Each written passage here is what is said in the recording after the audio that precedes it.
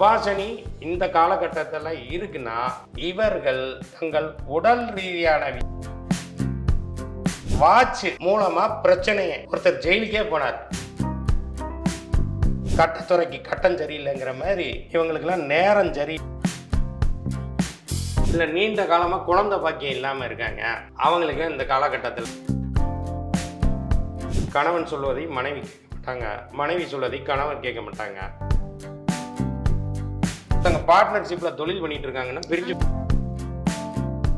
கர்மகாரியம் சம்பந்தப்பட்ட விஷயங்கள் அவர்கள் குடும்பத்தில் ஏற்படுறது.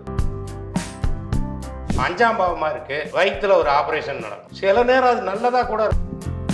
சனி நட்சத்திரங்கள்ல செவ்வாய் இருக்கும் அப்படின்னா ரத்தம் சம்பந்தப்பட்ட பிரச்சனை.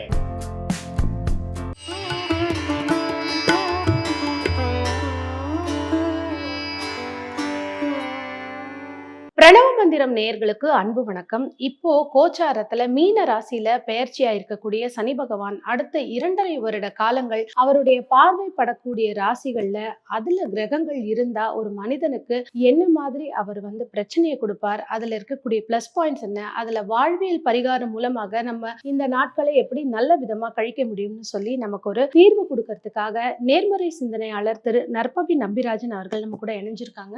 சார் வணக்கம்.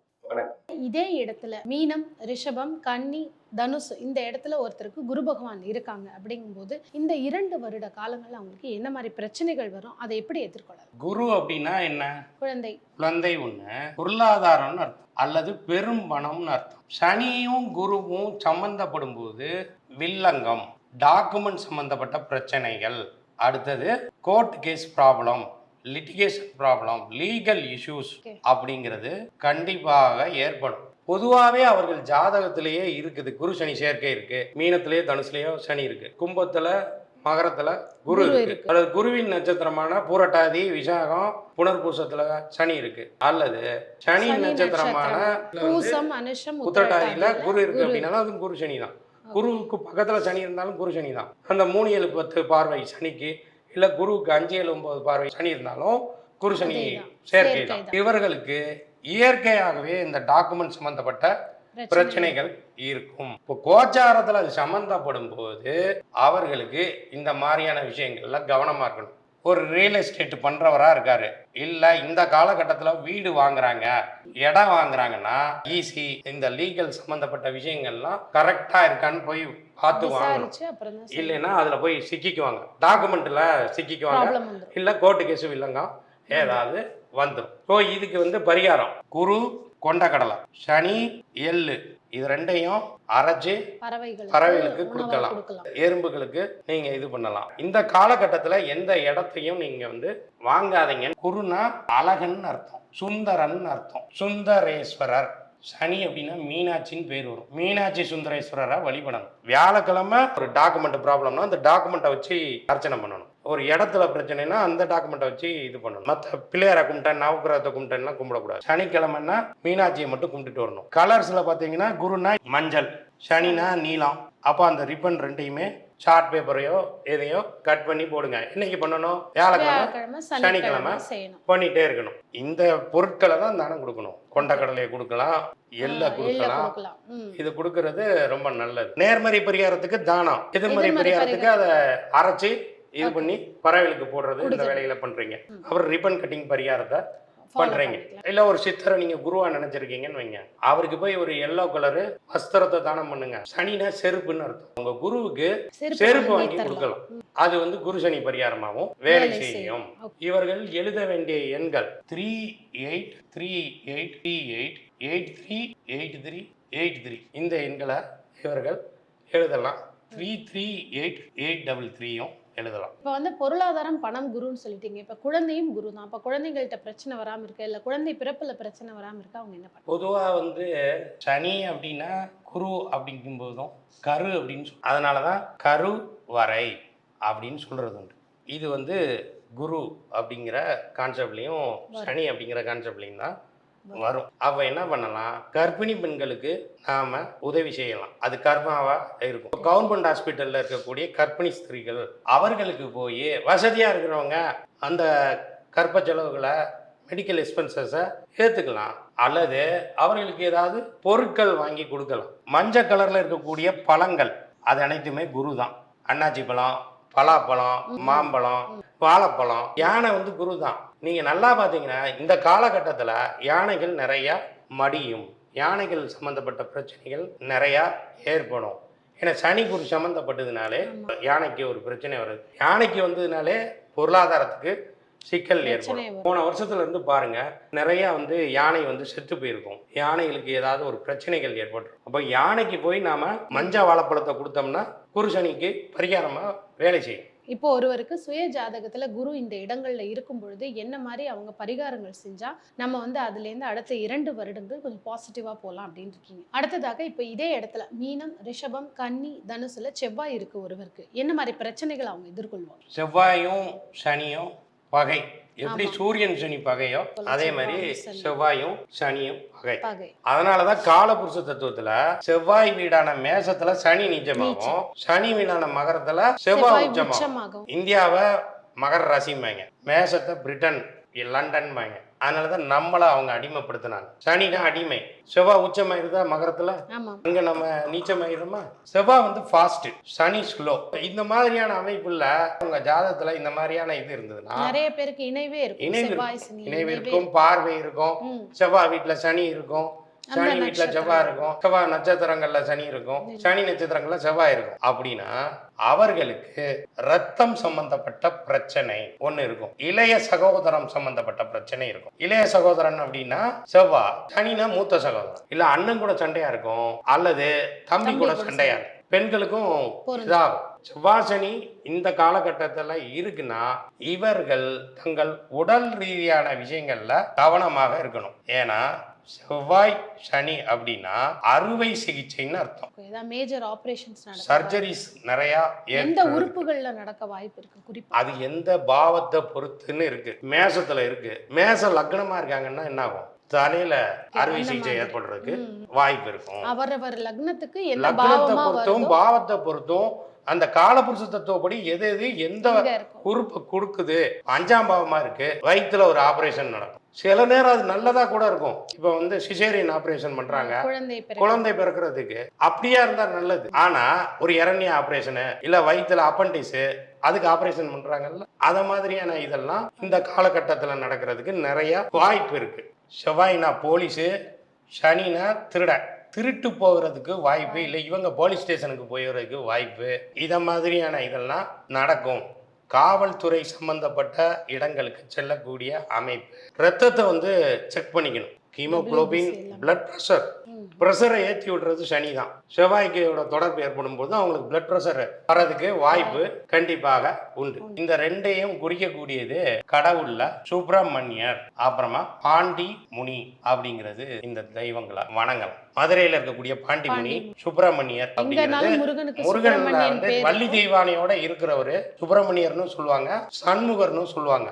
ஆனா பேர்ல வந்து சுப்பிரமணியர் அப்படின்னு இருக்கணும். நீங்க இருக்கக்கூடிய ஏரியாலேயே இருக்க கோயில்ல சுப்பிரமணியர்னு இருந்ததுன்னு வைங்க, அந்த சாமிக்கு போய் செவ்வாய்க்கிழமையும் சனிக்கிழமையும் அர்ச்சனை பண்ணிக்கிட்டே இருக்கணும். செவ்வாய் நிறங்கள்ல வந்து சிகப்பு, இது கருப்பு, சேப்பு கலர் ரிப்பன், கருப்பு கலர் ரிப்பன் கட் பண்ணி போடுறது என்னைக்கு, செவ்வாய்க்கிழமையும் சனிக்கிழமையும். செவ்வாய் சனினா வாட்சின்னு அர்த்தம், காலத்தை குறிக்கக்கூடியவன் சனி, வேகமா சுத்துறது செவ்வாய் முள்ளு. வாட்ச் மூலமா பிரச்சனையை, ஒருத்தர் ஜெயிலுக்கே போனார், அவர் யாருன்னு தெரியுமா உங்களுக்கு? திரு செந்தில் பாலாஜி அவர்கள். அவரை ஜெயிலுக்கு அனுப்பிச்சது யாரு? மிக முக்கிய காரணம் அண்ணாமலை. அண்ணாமலை அப்படின்னா செவ்வாய்னு அர்த்தம். அவர் என்ன வேலை பார்த்தாரு? காவல்துறை. எப்பவுமே சகோதர காரகத்துவத்தை குறிக்கக்கூடியது செவ்வாய். அண்ணன்னா சனி, மலைனால் செவ்வாய். பேசு பொருளா இருக்கக்கூடியவர்கள் கடந்த வருஷத்துல எல்லாம் யாரு ரொம்ப பேசு பொருளா இருந்தாங்க? இந்த செவ்வாய் சம்பந்தப்பட்டவர்கள் தான். தளபதி விஜய், அதுக்கப்புறம் அண்ணாமலை, இவர்கள்லாம் பேசு பொருளாக இருந்தார்கள்.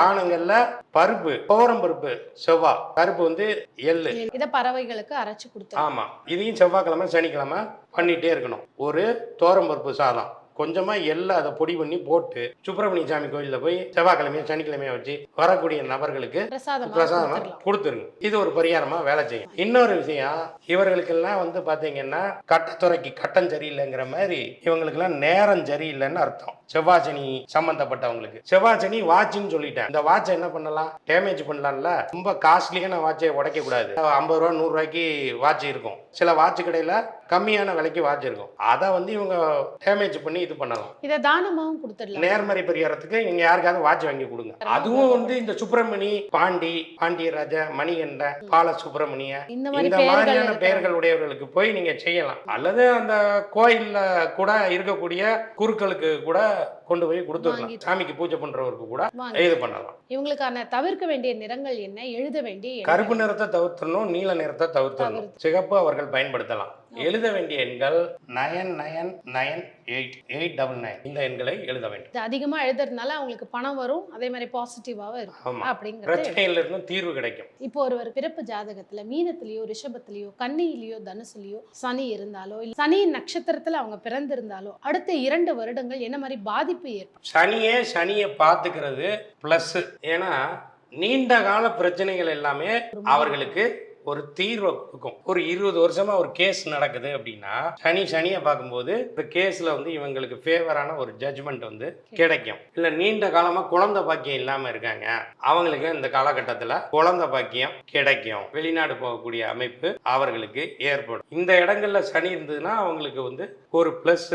ஆனா அதே நேரத்துல அது என்ன பாவமோ அந்த பாவத்தை அவர் கெடுப்பார். உதாரணமா மீன லக்னமா இருக்காங்க, அப்ப மீன லக்னத்துல இருந்து அவர் எந்த இடத்தெல்லாம் பார்ப்பாரு, அந்த லக்னத்துக்கு 3ஆம் பாவம், 7ஆம் பாவம், 10ஆம் பாவத்தை பார்ப்பார்.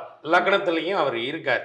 அப்படிங்கிற போது 7ஆம் பாவத்தை பார்த்தா என்ன ஆகும், மனைவியுடன் கருத்து வேறுபாடு, சண்டை சச்சரவு.